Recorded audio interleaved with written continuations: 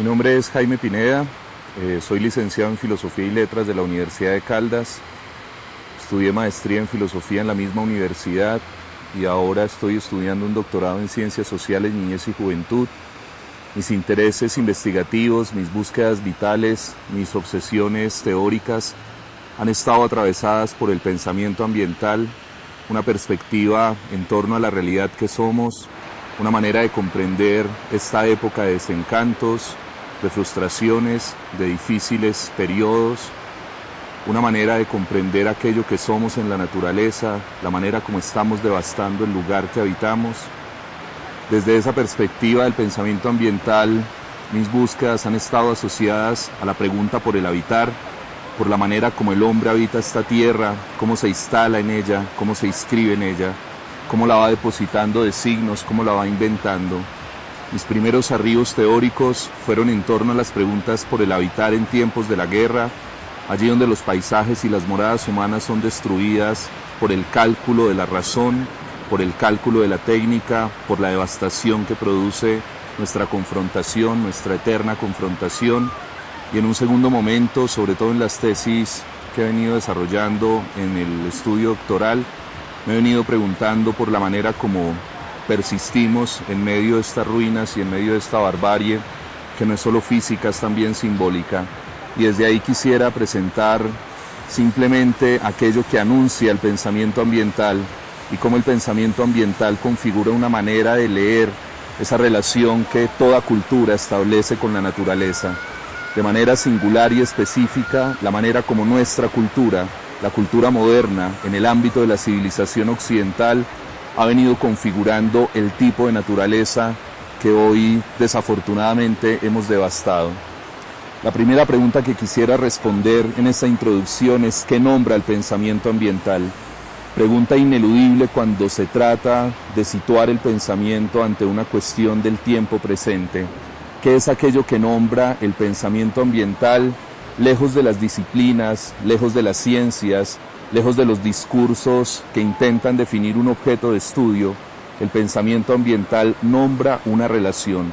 Se ocupa de las relaciones entre cultura y naturaleza, relaciones que además son ineludibles en cualquier aventura civilizatoria y en cualquier gesta de humanidad. El ser humano, al inscribirse en la naturaleza, la modifica. Y lo que va a diferenciar nuestra cultura moderna en nuestra civilización occidental es que esa modificación y esa transformación de la naturaleza ha devenido en crisis, ha devenido en explotación. La historia que quiero compartir en este módulo de pensamiento ambiental es cómo la civilización occidental destruye la naturaleza que habita. Para afirmarse, la cultura moderna necesita ser una cultura contra natura. La única forma en la que la cultura moderna encontró su afirmación y su realización fue deshaciéndose de la naturaleza, explotando la naturaleza, reduciéndola a un objeto de consumo, a una mercancía rentable. En las lógicas del capitalismo, que son las lógicas inherentes de la cultura moderna, la naturaleza no es más que una simple mercancía o una plétora de recursos disponibles.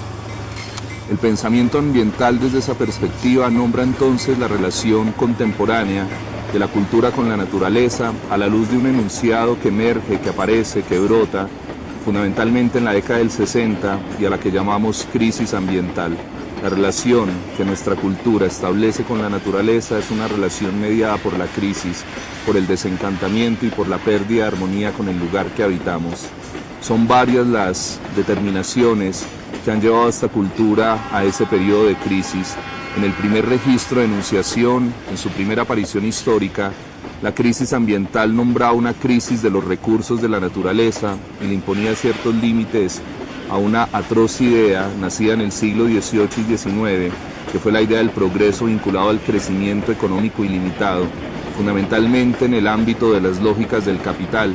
En un segundo momento, sobre todo en la década del 70 y del 80 del siglo pasado, y en el informe Brundtland, la pregunta por la crisis ambiental deja de ser la pregunta por el agotamiento de los recursos y los límites del crecimiento económico para empezar a hacer una pregunta en torno al futuro, a lo que queda disponible de la naturaleza para las generaciones que todavía no somos, para aquellos que todavía no han nacido. La pregunta pasa de ser un asunto de recursos en el límite de la economía para convertirse en una pregunta temporal por las generaciones que todavía no somos, por los que todavía no han nacido, como decía anteriormente,